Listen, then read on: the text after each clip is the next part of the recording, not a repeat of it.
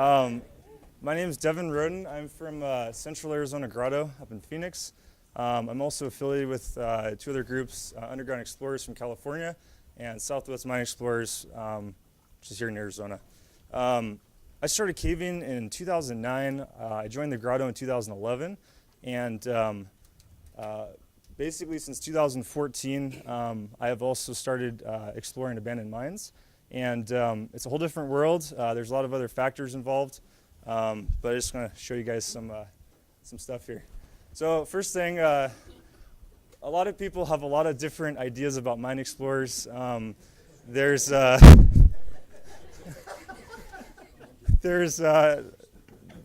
your flashlight mine explorers. I've ran into groups of kids with cell phones.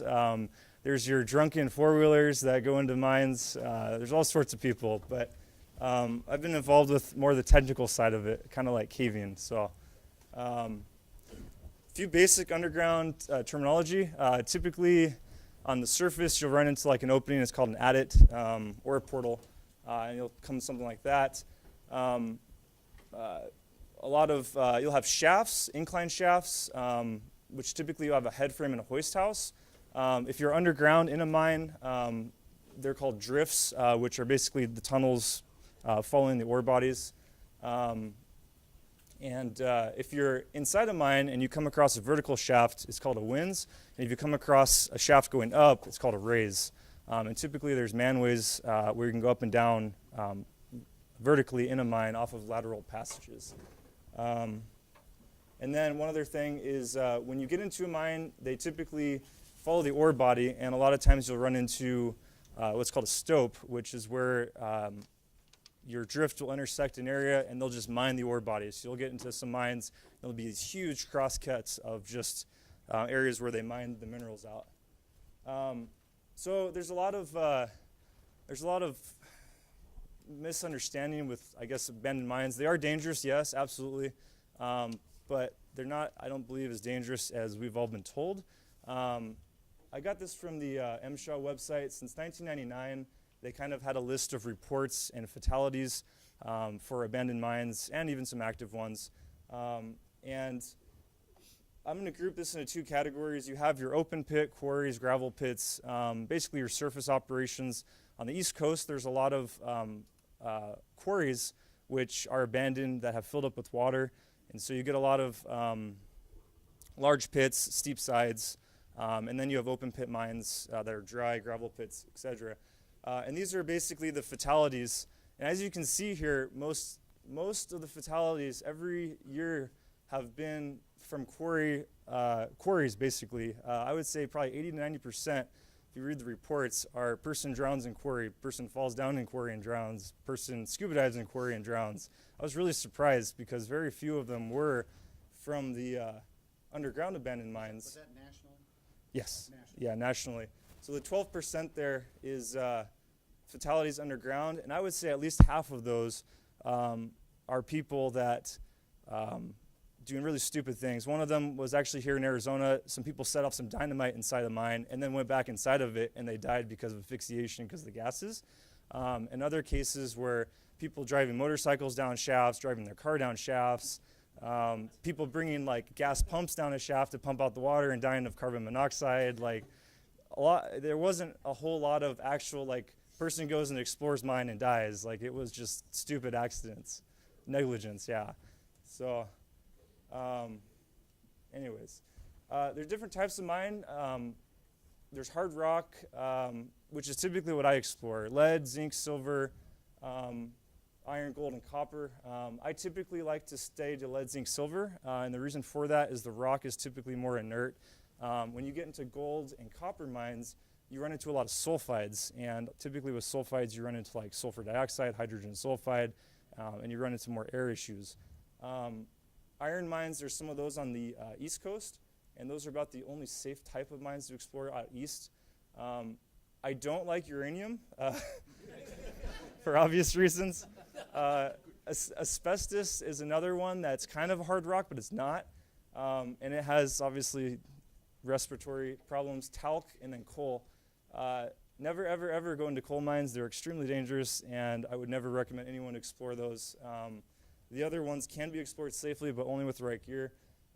This is a talc mine here. As you can see, this was actually a hard rock mine, and you ran into an ore body of talc, and it gets really soft, and pretty much anywhere where this mine intersected talc underground, it was collapsed. And then this is a asbestos mine. You can see the layers of rock. It's a very different type of mine. I didn't explore this because I didn't have the proper respiratory gear or research done. So different type of dangers. You have bad air, you collapse, loaded ore chutes, rotten timbers, false floors, hanging walls, eroded collars on the surface, falling rock, broken ladders. You'll intersect soft ore bodies in hard rock mines. Single entrance, single exit, those are kind of dangerous. Dynamite and wildlife, such as rattlesnakes, javelina, stuff like that. What was that? So first one is bad air. This is probably one of my most concerns when I'm exploring abandoned mines. Typically, low oxygen is a big deal. But you have low oxygen, high carbon dioxide, carbon monoxide, hydrogen sulfide, sulfur dioxide, methane, and radon, depending on what type of mine you're in. These are the different densities of the different elements here. If you take oxygen as your baseline, carbon monoxide is lighter, it's less dense, so it typically will go to the top. So if you're in a mine, there was like machinery that's running combustion engines, carbon monoxide will typically settle on the roof of a mine. Hydrogen sulfide and sulfur dioxide are heavier than oxygen, so they typically settle lower areas. Carbon dioxide is obviously heavier as well. So the lower you go, you got to watch out for those heavy gases. Methane you'll typically find in coal mines. Once again, don't ever explore coal mines, they're very dangerous. And then radon you'll typically find in uranium mines. You don't want to breathe that in either. It's also very heavy, so if you have a berm in a uranium mine, it'll actually build up behind that, and it's all invisible, so you never know what you're going to run into. What's the density of nitrogen? Because the air is mostly nitrogen. That's correct. The density of nitrogen, I'm honestly sure on that. But if we take like normal atmospheric air, contains 20.9% oxygen, and so that's kind of my baseline for those other readings. PPE, very important. You have air monitors, respirators, knee pads, helmets, ropes, and vertical gear. I would say one of the most important gear items you can have exploring abandoned mines are air monitors. I typically, a lot of the guys I know typically will have a 4-gas or even a 5-gas monitor.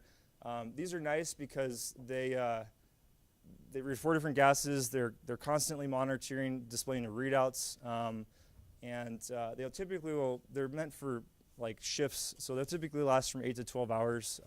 They are rechargeable, but they're also, this one starts off about $500. This one can be like $1,500, $2,000, and these little guys are 2-year ones. This is disposable. You buy it once, you turn it on, the thing lasts for 2 years and then it dies. This guy is kind of the same thing. I personally tend to stick with these guys, and the reason is cost. I don't have to calibrate them. I keep an oxygen meter that does give me an active readout of like 20.9%, 20%, 23%, whatever it goes. And I like to monitor that as I'm going through the mine. But hydrogen sulfide and carbon monoxide, I typically carry the 2-year disposable units, but with a very low set point. So if there's any bit of those type of gases at all, I want to get out because I don't want to deal with that. Respirators, a lot of people don't wear these. They'll wear bandanas, and in my opinion, that's really stupid. Bandanas don't do anything for you, by the way. I mean, these are typically down to 0.3 microns. I use the 2291 filters, which are it's a new material. It's really easy to breathe through, and a respirator like this with this filter is almost easier to manage than one of these guys. Although an N95, which still is 95% particulate, is way better than nothing. I've actually started to wear these in caves, especially in our dry, dusty caves in Arizona here. I used to come out of caves, have nasty crap come out of my nose for 2 or 3 days. I wear one of these. I can be underground for 14 hours, and I'm pretty much clean when I get out, which with a mine, it's important because mine, you're blasting rocks. They're sharp, non-eroded particles, which can cause silicosis if you ingest too many of them over a longer time. So, real quick, regarding bad air, 2 stories. I know a guy that was exploring a mine out in Arizona, and it was a 4,000-foot deep shaft.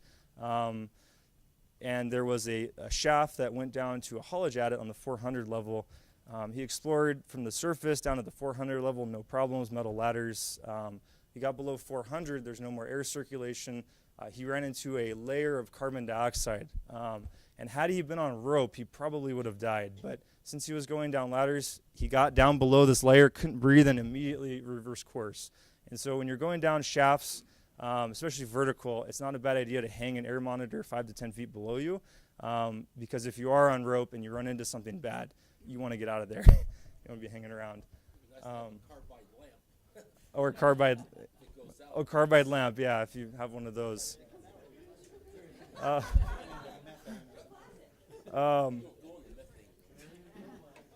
Another thing to watch out for, hydrogen sulfide.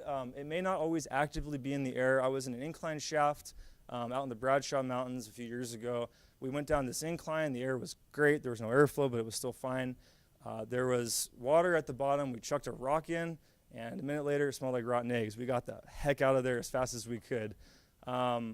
So that is something else to watch for. I know a guy up in Alaska in the Juneau area. There's a lot of gold mines up there.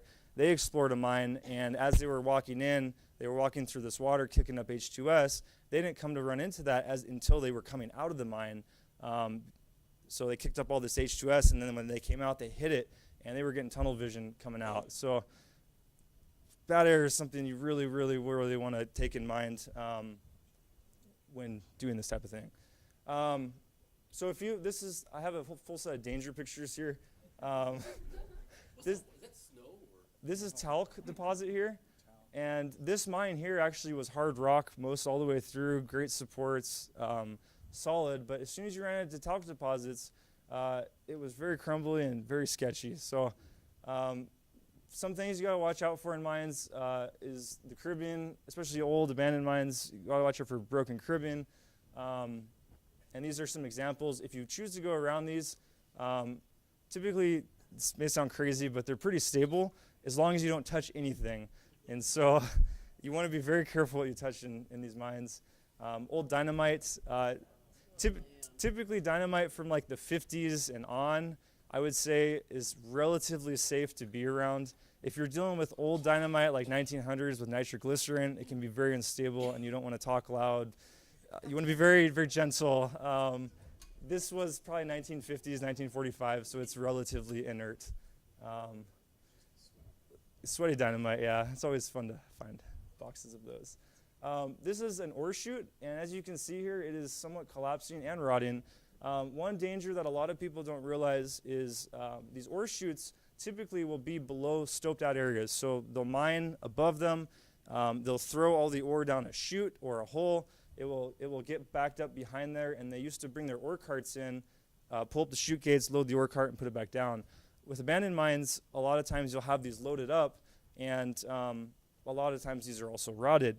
And so you want to be very careful when you're going past these not to touch them, especially if they are loaded, because if this blew out, it could fill this entire shaft here, and you'd be stuck on the other side.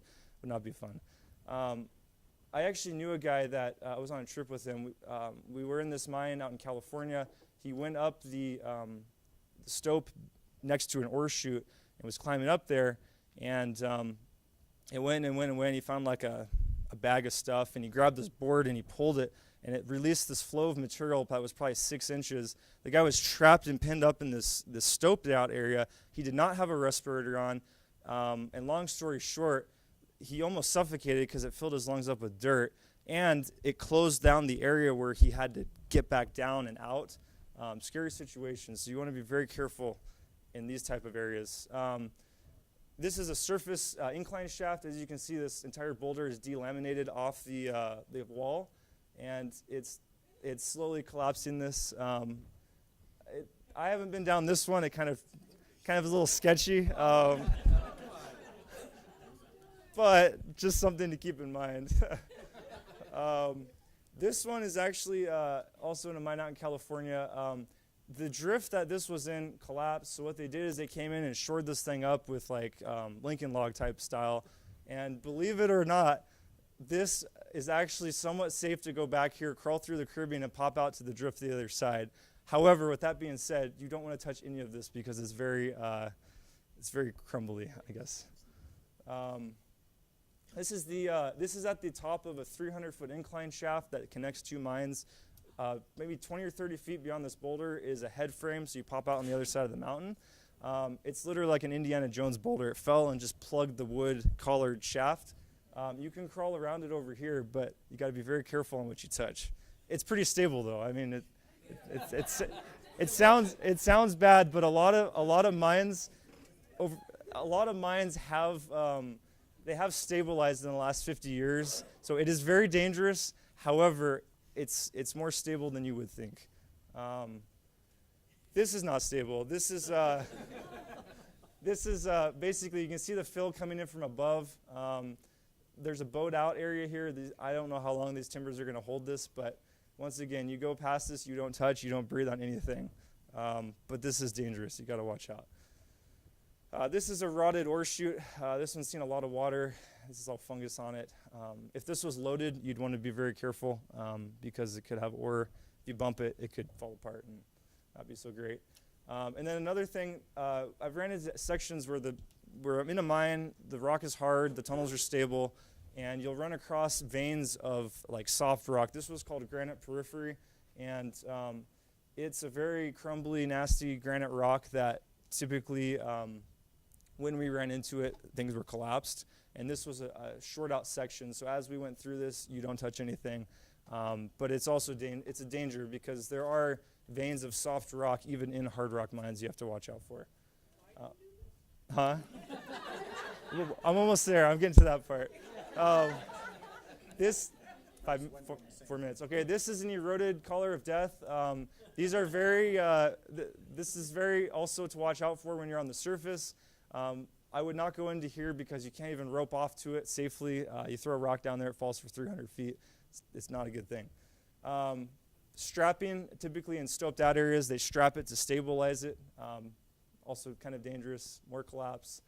Delamination of rocks. So why do I do this? There's a lot of history in abandoned mines. It's a time capsule, honestly, is what it is. The surface could be completely wiped away. You get down into the mine, there's old newspapers, war cards, dynamite boxes. It's a time capsule of the past. Time does not move underground. Dynamite boxes, these are not full. These are just, they use this to stabilize the mine. Old like 1900s wheelbarrow, ore carts, old newspapers, 1944. We've seen newspapers, 1927, stuff like that. Carbide graffiti from the early 1920s. More old newspapers. Cigarette paper. 25 cents for a coat, hat and bag, 25 cents. This is probably from like the 30s or 40s. Old clothes.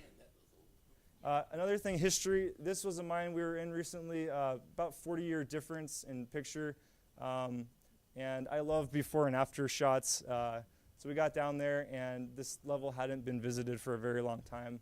I was able to dig up these pictures. If you look here, this broken rung on this ladder, they just moved it to the other side.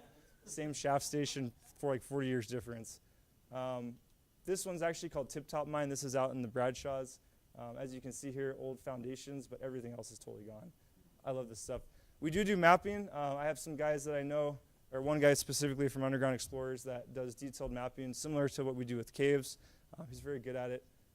So we actually just got back from a trip where we're mapping this large mine complex out in Nevada.